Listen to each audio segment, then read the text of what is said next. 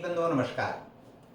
आज हम आपसे चर्चा करने जा रहे हैं कि जब से यह 2024 का लोकसभा चुनाव बीता है, उसका परिणाम आया है, सरकार का गठन हुआ है और अनेक प्रकार के लोगों के वक्तव्य आए हैं। उसमें से कुछ विशिष्ट वक्तव्य भी आए हैं। उस वक्तव्य की अलग अलग प्रकार की व्याख्या भी लोगों ने किया है और जो मीडियाटिक मूर्खतापूर्ण व्याख्या है, मीडियाटिक मूर्खता इस समय बहुतायत से चल रही है और पूर्वाग्रह से ग्रसित होकर चल रही है। जो तथाकथित बड़े पत्रकार कहे जाते हैं वो ऐसी ऐसी काल्पनिक, हल्की और असत्य और झूठी बातों का प्रचार कर रहे हैं कि आपको उनको देखकर, उनको सुनकर, उनको समझकर आपको हंसी आएगी और आप अपना सर पीट लेंगे। 10 जून को नागपुर में संघ प्रमुख का जो वक्तव्य था, निश्चित रूप से एक सामयिक, सामाजिक और विभिन्न सरोकारों से को लेकर एक समग्र वक्तव्य था। न तो उसमें किसी व्यक्ति का नाम लिया गया, न तो किसी पार्टी का नाम लिया गया और उस वक्तव्य की अनेक प्रकार की ऐसी व्याख्या की गई जिस व्याख्या का कोई महत्व और मूल्य नहीं था। गोरखपुर में संघ प्रमुख का अपना प्रवास था 5 दिन का। उस दौरान किसी व्यक्ति से उनकी भेंट हुई नहीं हुई, इसको लेकर भी आधारहीन, असत्य, फूहड़ और गलत प्रकार की व्याख्या लोगों के द्वारा की गई और इस तरह के मीडियाटिक मूर्खतापूर्ण व्याख्या के कारण लोगों के मन में, समाज के मन में, नागरिकों के मन में अनेक प्रकार के भ्रम पैदा होते हैं। उस भ्रम को दूर करना बहुत आवश्यक होता है, क्योंकि जो लोग इस तरह का भ्रम और संशय फैलाते हैं वे निश्चित रूप से समाज के, व्यक्ति के, परिवार के, देश के, राष्ट्र के हितैषी नहीं होते। और इंदिरा गांधी ने एक वक्तव्य दिया था, अफवाह फैलाने वाले देश के दुश्मन होते हैं। यह भी इस दौरान अनेक बात चर्चा में आई कि अमुक व्यक्ति को निपटा देंगे, संघ को अमुक व्यक्ति निपटा देंगे, संघ के इस व्यक्ति को वो निपटा देंगे, उनको वो निपटा देंगे। वो समय की प्रतीक्षा कर रहे हैं, वो समय की ताक में हैं, वो उनके पक्षकार हैं, वो उनको चाहते हैं, वो उनको चाहते हैं, वो उनको लाइक करते हैं, वो उनको लाइक नहीं करते, उनकी उनसे दोस्ती है, उनकी उनसे दोस्ती है, वो उनके गुरु हैं, वो उनके शिष्य हैं, वो उनके सीनियर हैं, वो उनके जूनियर हैं। इस प्रकार की आधारहीन, नितांत मूर्खतापूर्ण, असत्य और मानसिक दिवालिया पूर्ण वक्तव्य मीडिया में ऐसे लोगों द्वारा दिए जाते हैं जिनका नाम सुनकर कभी मन में इज्जत प्रतिष्ठा उमड़ती थी, लेकिन आज उनके नाम को सुनकर पीड़ा होती है, दुख होता है, क्षोभ होता है और लगता है कि ये कैसे मानसिक कचरे के गुलाम हैं। संघ में ऐसा नहीं होता। संघ को जहां तक मैं जानता हूं किसी आधिकारिक प्रवक्ता के नाते नहीं, बल्कि एक भारत के नागरिक होने के कारण, एक शिक्षक होने के कारण जितना मैं जानता हूं और मैं ठीक जानता हूं, ऐसा दावा कर सकता हूं। यद्यपि मैं कोई आधिकारिक व्यक्ति के नाते यह बात नहीं कह रहा हूं, लेकिन इतना मैं जानता हूं, संघ और संघ के शीर्ष नेतृत्व या बड़े पदाधिकारी किसी को निपटाने के उद्देश्य से कार्य नहीं करते। संघ अपने कार्यकर्ताओं और स्वयंसेवकों को भी इस तरह का प्रशिक्षण और इस तरह का मार्गदर्शन नहीं करता कि वो किसी को निपटाएं, किसी को हानि पहुंचाएं, किसी को कष्ट दें, किसी को दुख और तकलीफ दें। संघ इस दृष्टि से कार्य नहीं करता।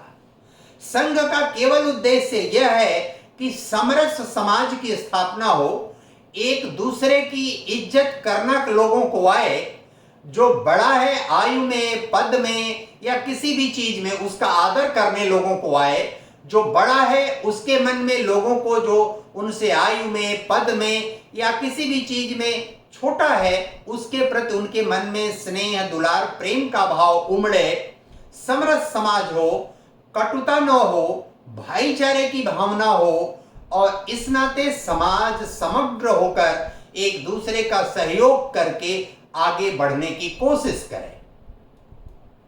कहते हैं हरिओम परमार जी की एक कविता है और उस कविता के आलोक में बहुत सारी चीजें आप समझ सकते हैं। उस कविता को प्रस्तुत करने का यहाँ बहुत लंबा अवकाश नहीं है, समय नहीं है, कभी उसकी चर्चा फिर हम आपसे करेंगे। लेकिन हम किसी को या संघ किसी को नष्ट करने, किसी को हानि पहुंचाने, किसी भी पंथ मजहब से ईर्ष्या, द्वेष, घृणा का भाव रखने के लिए संघ कार्य नहीं करता। सबको सद्बुद्धि आए, सब सन्मार्ग पर चलें, सही दिशा में चलें, यह जरूर है संघ उनको ध्यान में जरूर रखता है जो भारत देश, भारतीय समाज, भारत की जो भी थाती है, भारत के वन हैं, भारत की पर्वत है, भारत की मिट्टी है, भारत की वनस्पतियां हैं, भारत की जल है, भारत का जो कुछ भी है, जैसा भी है, उनका आपस में जो संबंध और तादात्म्य है, हमारे वनवासी क्षेत्रों में कैसे लोग प्रकृति के साथ साहचर्य से जीवन यापन करते हैं, इन सब चीजों को ध्यान में रखकर कार्य करता है। संघ किसी को नष्ट करने, किसी को समाप्त करने, किसी को शून्य करने के उद्देश्य से कार्य नहीं करता। और संघ को जो नष्ट करने की कोशिश करते हैं या संघ को ठीक कर देने की कोशिश करते हैं, ऐसे लोग स्वयं ठीक हो जाते हैं, क्योंकि संघ की मनसा और मानसिकता हमेशा शुचिता पूर्ण और सही दिशा में कार्य करती है। आप देखिए कि संघ 1925 में स्थापित हुआ। 1931 में भगत सिंह, सुखदेव और राजगुरु की फांसी हुई। उसी 1931 में मोतीलाल नेहरू जी का देहावसान हुआ।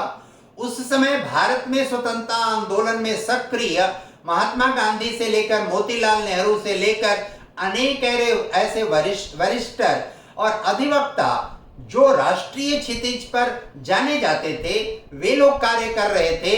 लेकिन भगत सिंह, सुखदेव, राजगुरु की फांसी को लेकर किसी ने अंग्रेजों के सामने कोई सवाल नहीं खड़ा किया। वे न्यायालय नहीं गए, उनके लिए लड़ना उचित नहीं समझा और उनके हित में, देश के हित में, समाज के हित में कोई कार्य करना उचित नहीं समझा। 1931 में राष्ट्रीय स्वयंसेवक संघ ने जब इस बात पर आवाज उठाई कि हमको इसके लिए कार्य करना चाहिए, देश के 3 नौनिहालों को गलत तरीके से फांसी पर लटका दिया गया, उनको सजा दे दी गई, उनका मार्ग अवरुद्ध कर दिया गया और इससे देश के बहुत सारे युवा हतोत्साहित होते हैं, उनको नुकसान पहुंचता है, उनका मनोबल टूटता है, उसके लिए कार्य करना चाहिए। कुछ शरारती लोगों ने, जो अंग्रेजों के हितचिंतक थे, वास्तव में जो अंग्रेजों के पिछलग्गू थे, जो अंग्रेजों के माध्यम से देश की सत्ता अपने पास प्राप्त कर लेना चाहते थे, अंग्रेजों के द्वारा दिए गए निर्देशों के अनुरूप भारतीय राष्ट्रीय कांग्रेस को संचालित कर रहे थे, ऐसे लोगों ने उसी 1931 में पहली बार राष्ट्रीय स्वयंसेवक संघ के ऊपर प्रतिबंध लगवाया था।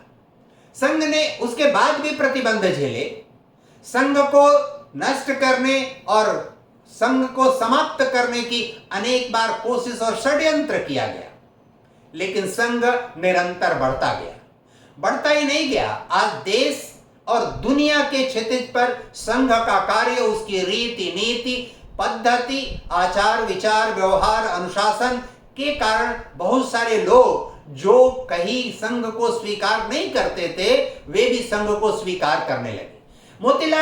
जवाहरलाल नेहरू जैसा व्यक्ति 1962 में राजपथ की परेड में संघ के स्वयंसेवकों को बाकायदे आमंत्रित किया। चीन के साथ भारत के हुए युद्ध में स्वयंसेवकों के किए गए कृतित्व के आधार पर, और इस नाते उस परेड की सराहना की गई। सब लोगों ने, जिन लोगों ने देखा, उसकी सराहना की। दुनिया में चाहे वो संयुक्त राज्य अमेरिका हो, चाहे यूरोप के बहुत सारे देश हो, यहां तक कि खाड़ी के देशों में भी संघ के कार्य की सराहना की जाती है। लोग प्रशंसा करते हैं, सही दृष्टि से देखते हैं। उसका कारण क्या है? संघ के पीछे जो इतनी बड़ी ताकत है, इतनी बड़ी शक्ति है, तन मन धन समय देकर भारत सहित पूरी दुनिया में करोड़ों की संख्या में स्वयंसेवक और कार्यकर्ता संघ के लिए, संघ के उद्देश्य के लिए, संघ के लक्ष्य के लिए, समाज की उन्नति के लिए, समाज के कल्याण के लिए, समाज में संघर्ष को कम करने के लिए, समाज में सहयोग और भाईचारे की स्थापना के लिए करोड़ों की संख्या में स्वयंसेवक और कार्यकर्ता कार्य कर रहे हैं। संघ की यह ताकत है, संघ की यह शक्ति है। कोई भी दुनिया का ऐसा संगठन नहीं है कि अपना सब कुछ न्यौछावर करके तन मन धन समय सब कुछ लगाकर किसी संगठन के लिए आस्था निष्ठा समर्पण और त्याग से करोड़ों की संख्या में लोग कार्य करने वाले हो। लेकिन संघ के पास है, क्योंकि संघ का नेतृत्व, संघ के अखिल भारतीय स्तर के पदाधिकारी उस मानदंड पर 100% खरे उतरकर उनका मार्गदर्शन करते हैं, उनको उस रास्ते पर चलाते हैं। इसलिए संघ के द्वारा दिया गया जो भी वक्तव्य है, वह वक्तव्य मैं जितना संघ को जानता और समझता हूं उसके आधार पर कह सकता हूं। संघ का कोई आधिकारिक प्रवक्ता होने के कारण नहीं, एक सामान्य व्यक्ति के कारण, भारत का एक सामान्य नागरिक होने के कारण, भारत में शिक्षक होने के कारण मैं ये बात कह सकता हूं कि संघ किसी को निपटाने के लिए काम नहीं करता। संघ को निपटाने की जो कोशिश करता है वो स्वयं निपट जाता है। इसलिए संघ इस उद्देश्य से कभी कार्य नहीं करता कि वो उनसे जूनियर है, वो उनसे सीनियर है, इसलिए ये उनको निपटाएंगे, ये उनको निपटाएंगे। वो समय की प्रतीक्षा कर रहे हैं, ये समय की प्रतीक्षा कर रहे हैं। संघ उनको हटाना चाहता है, उनको गिराना चाहता है, उनको चढ़ाना चाहता है, उनको बढ़ाना चाहता है। इस तरह की काल्पनिक और कपोल कल्पित बातों का कहीं कोई मूल्य नहीं। देश में जितने भी प्रकार के हिंसक गतिविधियां किसी के भी द्वारा कहीं भी की गई, संघ उसको स्वीकार नहीं कर सकता। देश में कहीं भी माताओं बहनों बेटियों के साथ कोई भी गलत व्यवहार किया गया, संघ उसको कतई स्वीकार नहीं कर सकता। देश के टुकड़े किए जाएं, संघ इसको कतई स्वीकार नहीं कर सकता। देश में अराजकता और आतंकवाद का वातावरण फैलाया जाए, देश इसको स्वीकार नहीं करता। देश के किसी भूभाग पर और क्षेत्र पर विदेशी कब्जा हो जाए और लोग उसको प्रश्रय दें, संघ इसको स्वीकार नहीं करता। देश में रहकर विदेशों में जाकर भारत विरोधी आप बयान दें, भारत विरोधी भाषण करें, भारत विरोधी वक्तव्य दें, और देश में जब संघर्ष चल रहा हो आतंकवाद के विरुद्ध, अराजकता के विरुद्ध, गरीबी के विरुद्ध, भ्रष्टाचार के विरुद्ध, उस समय जाकर आप चीन के दूतावास में उनके साथ गलबहियां कर रहे हो, अमेरिका में जाकर आप भाषण दे रहे हो, सैम पित्रोदा और जॉर्ज सोरोस के माध्यम से एलन मस्क से बयान दिलवा रहे हो, ऐसी चीजों को संघ स्वीकार नहीं करता, जहां तक मैं जानता हूं। इसलिए निपटाने और निपटने की जो भी परिस्थिति है, संघ कहीं से भी इस तरह के किसी भी नकारात्मक और हानिकारक कार्य में लिप्त नहीं रहता है। जहां तक संघ को मैं निकट से देख पाया हूं, समझ पाया हूं, जान पाया हूं, यह बात मैं इसलिए कह रहा हूं कि जितने भी प्रकार के भ्रामक, कपोल कल्पित, मनगढ़ंत, आधारहीन, असत्य, पूर्वाग्रह से ग्रसित होकर जितने भी मीडियाटिक मूर्खतापूर्ण वक्तव्य दिए जा रहे हैं, उन सारे वक्तव्यों को खारिज करने, शून्य करने, समाप्त करने, भ्रम फैलाने, वाले तत्वों को रोकने, गुमराह करने वाले तत्वों को रोकने की दृष्टि से मैं अपनी बात कह रहा हूं। इसलिए कह रहा हूं कि इंदिरा गांधी ने कहा था, अफवाह फैलाने वाले देश के दुश्मन। केवल टीआरपी पाने के लिए, फर्जी लोकप्रियता पाने के लिए, फर्जी दिखावा करने के लिए हमने ये खुलासा कर दिया, हमने वो खुलासा कर दिया, हम ये जान गए, हम वो जान गए, ये बड़ा खुलासा हो गया, ये छोटा खुलासा हो गया, इस तरह के वक्तव्य जो भी दिए जा रहे हैं, मीडिया में कहे जा रहे हैं, वह ओछी क्षुद्र मानसिकता का परिचायक है। इसकी जितनी भी निंदा और भर्त्सना की जाए वो कम है। धन्यवाद, नमस्कार।